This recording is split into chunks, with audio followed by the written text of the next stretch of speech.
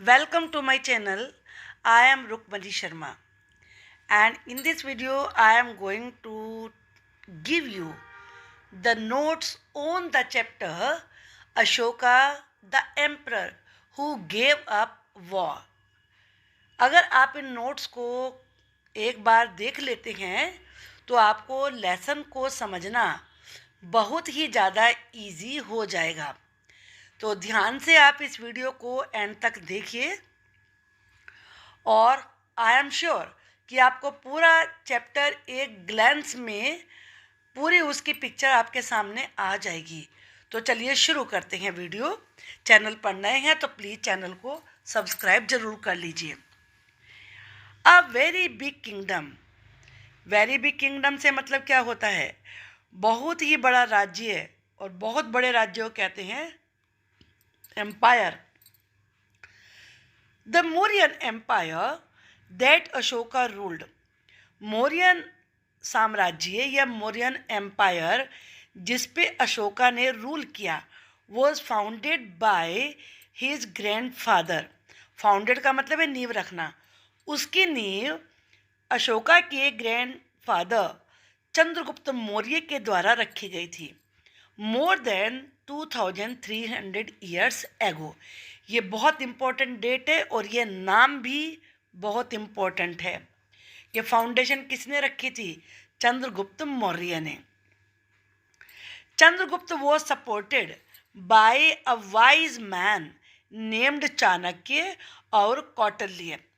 जो चंद्रगुप्त मौर्य थे उन्हें एक बहुत ही बुद्धिमान व्यक्ति का सपोर्ट था जिसका नाम था चाणक्य, या उन्हें कौटिल्य भी कहते हैं। There were several cities in the empire.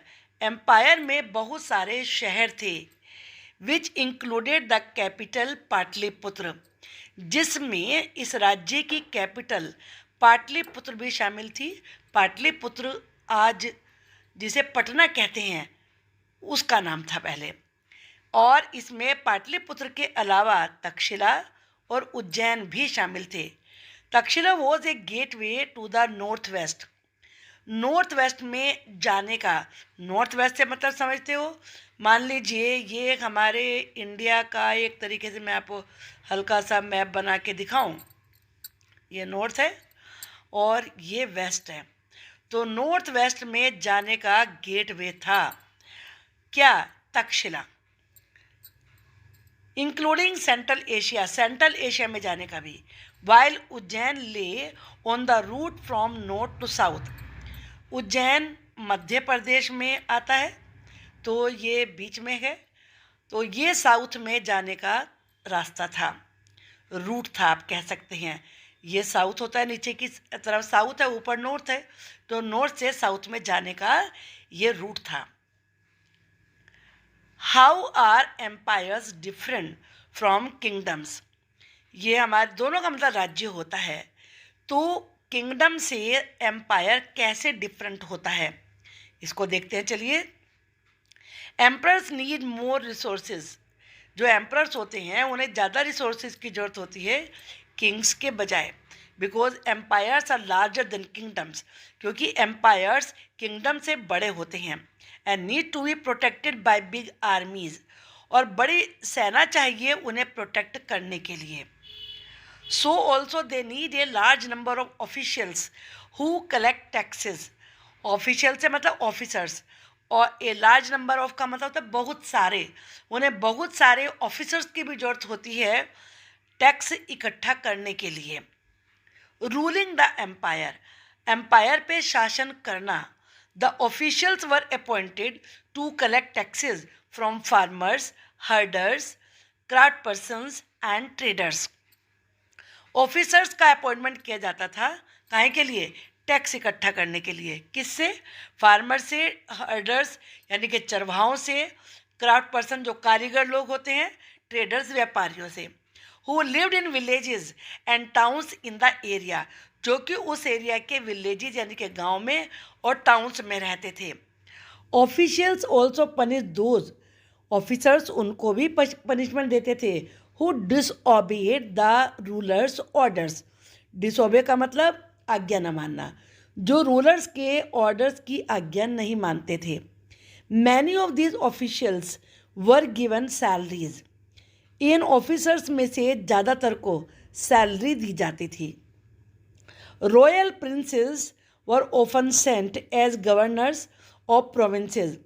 जो राजकुमार होते थे यानी कि राजाओं के बेटे होते थे, उन्हें गवर्नर्स बना के, प्रोविंस के गवर्नर बना के भेजा जाता था।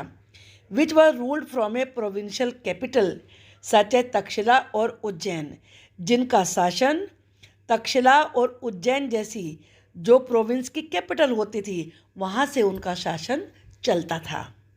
The Mauryans try to control roads.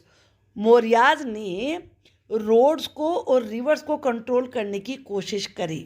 Which were important for transport, जो कि ट्रांसपोर्ट के लिए इम्पोर्टेंट थी। And to collect whatever resources were available at taxes and tribute, और उन सब रिसोर्सेज को इकट्ठा करने के लिए जो कि या तो टैक्स के रूप में दिए जाते थे या ट्रिब्यूट, राजाओं को भेंट यानी कि प्रेजेंट गिफ्ट के रूप में दिए जाते थे। पीपल फॉरेस्टेड रीजन्स वर मोर और लेस इंडिपेंडेंट। जो फॉरेस्टेड रीजन के लोग थे, फॉरेस्टेड का मतलब फॉरेस्ट में रहने वाले लोग, वो कम या ज़्यादा इंडिपेंडेंट थे। But may have been expected to provide elephants, timber, honey, wax to Mauryan officials. लेकिन उन्हें भी मौर्यन ऑफिसर्स को एलिफेंट्स, टिम्बर होती है जिससे बिल्डिंग बनाई जाती है वो लकड़ी, हनी और वैक्स, वैक्स कहते हैं मोम को, ये सब दिया जाता था। Ashoka a unique ruler. Ashoka एक अनोखे शासक। The most famous Mauryan ruler was Ashoka. सबसे ज़्यादा फेमस मौर्यन रूलर थे Ashok. He was the first ruler. वो पहले रूलर थे who tried to take his message to the people through inscriptions. inscriptions का मतलब है खुदवा कर, स्टोन पे खुदवा कर, लिखवा कर, जिन्होंने लोगों को अपने मैसेज पत्थरों पर खुदवा कर मैसेज भेजा। विच वर इन प्राकृत, जो कि प्राकृत लैंग्वेज में थे, and were written in the Brahmi script, और ब्राह्मी स्क्रिप्ट में लिखे गए थे। Ashoka's war in Kalinga. अशोका का कलिंग में war. Ashoka was so horrified when he saw the violence. Violence होता है हिंसा, मारधाड़, ब्लड शेड, खून खराबा। अशोक होरीफाइड बहुत ज़्यादा डर जाना। अशोक बहुत भयभीत हो गए थे जब उन्होंने कलिंग वार में इतनी मारधाड़ और खून खराबे को देखा। दैट ही डिसाइडेड, कि उन्होंने तय कर लिया, not to fight any more wars, कि अब वो कोई और वॉर नहीं लड़ेंगे। He is the only king in the history of the world. पूरे वर्ल्ड की हिस्ट्री में वो एकमात्र ऐसे राजा हैं who gave up conquest after winning a war. Conquest का मतलब जीत, जिन्होंने वॉर को जीतने के बाद अपनी जीत को त्याग दिया। What was Ashoka dhamma. अशोका का धम्म क्या है? Ashoka dhamma did not involve worship of a god. Ashoka के धम्म, धम्म से मतलब होता है धर्म, में किसी देवी देवता की पूजा शामिल नहीं थी, और परफॉर्मेंस ऑफ ए सेक्रीफाइस, ना ही बलि चढ़ाना शामिल था। ही फेल्ट, वो ये अनुभव करते थे, that just as a father try to teach his children, कि जैसे एक फादर अपने चिल्ड्रन को पढ़ाने की कोशिश करता है, he had a duty to instruct his subjects. यहाँ सब्जेक्ट्स का मतलब विषय नहीं है, सब्जेक्ट का मतलब है प्रजा, पीपल। तो राजा की ड्यूटी है कि वैसे ही वो अपनी प्रजा को भी instruction they. He was also inspired by the teachings of the Buddha. Teachings का मतलब है शिक्षाएँ, सीख। वह भगवान बुद्ध की शिक्षाओं से बहुत ज़्यादा प्रेरित थे। He appointed officials known as the dhamma math, mahamatta. उन्होंने धम्म महामठ नाम से फेमस ऑफिसर्स को अपॉइंट किया, who went from place to place teaching people about dhamma, जो कि धम्म के बारे में लोगों को शिक्षित करते हुए एक जगह से दूसरी जगह पर गए। Ashoka also sent messengers to spread ideas about dhamma to other lands. Ashoka ने अपने मैसेंजर्स भेजे दूसरी जगहों पर अपने धर्म के जो भी आइडियाज़ थे उन्हें फैलाने के लिए। जैसे उन्होंने किसकी जगह भेजा? सीरिया में, इजिप्ट में, ग्रीस यानी कि यूनान एंड श्रीलंका। आई होप कि आपको ये वीडियो पसंद आई होगी। Thank you for watching the video.